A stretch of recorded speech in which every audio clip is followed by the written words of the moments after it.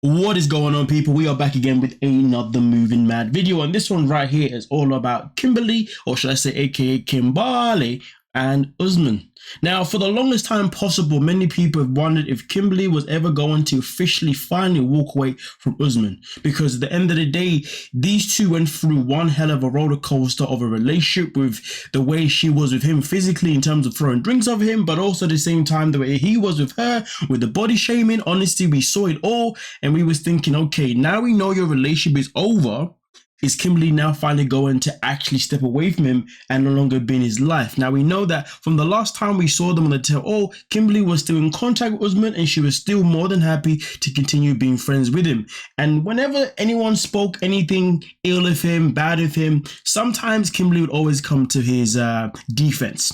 But now we are in a position where it seems as if everything has now come to an end with Kimberly and Usman. And that is something that we are about to get into, because you see, some of you may remember there was an episode before where Usman finally meets Kimberly's son, Jamal. And in that scene itself, what did Usman do? Usman gifted Jamal a PS5.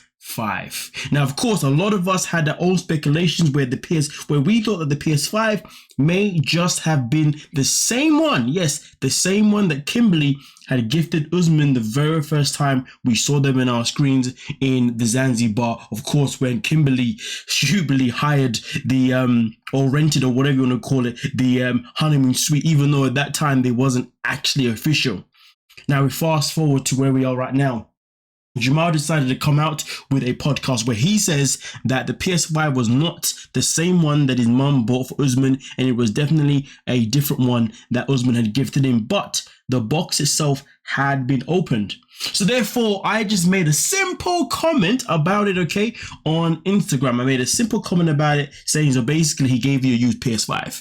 Now, because of that, things then got a bit interesting where Jamal got involved, but then Kimberly got involved. And this is how we ended up getting to the final conclusion of Kimberly's relationship with Usman. Now, if you are looking at your screens right now, okay, you will see this conversation that happened between me and Kimberly during the comment section of on Instagram. Now, in the first one here, Kimberly pretty much comes at to defend the situation by saying that, listen, hey buddy, well, she didn't say hey buddy, but you know, hey buddy, listen, okay. The PS5 is not used, okay? It is not used at all, okay? And she was saying that she is pretty much sick and tired of this whole narrative about how it was bought and used, okay? And at the end of the day, she was on the video call with Usman when the PS5 arrived. The only reason why it was broken was purely because he wanted to make sure that the PS5 was in the box, purely because of how it was shipped, and to make sure everything was A-okay.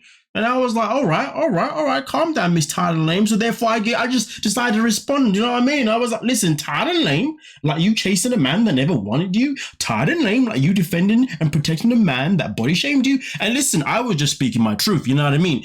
But she wasn't happy with that one, because she came back and she was like, listen, buddy, I'm not defending him. I'm just stating facts, okay?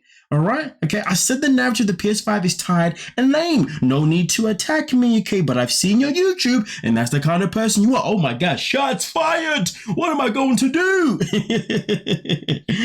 I've admitted all my wrongs, but I guess that's not good enough, right? Just because I don't speak ill of him doesn't mean I defend and protect him. And I was like, all right, okay. Now I gotta bounce back again. So therefore, I come in and I was like, listen, no one is asking you to speak ill of him, but the fact that you still keep in contact with him and defend him when others speak against him, even when you don't have to. What has he done for you to care about him so much?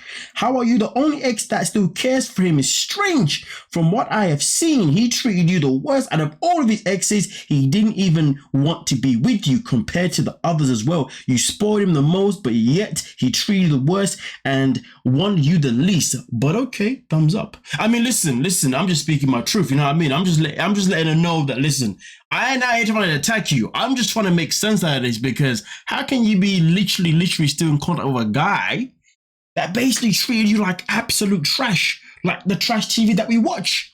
You know what I mean? So with that being said, of course, Kimberly decided to bounce back. And as you can see here, Kimberly bounced back by saying, you are absolutely correct in this comment. I don't speak to him anymore and have cut all ties. I just chose to defend the PS5 situation. I'm moving onward and upward. And I was like, all right then, AM, good luck with Riley. Now, if you don't know what that's all about, it's because Riley tried to, obviously, try his luck on a little Instagram live stream that they both did together, you know what I mean? And of course, she replied saying, ha, we're just friends. And I was like, okay, then if you say so. Now, also after that, Kimberly did then take time to then DM me. Yep, she slid in my DMs. What can I say? I'm a handsome chap.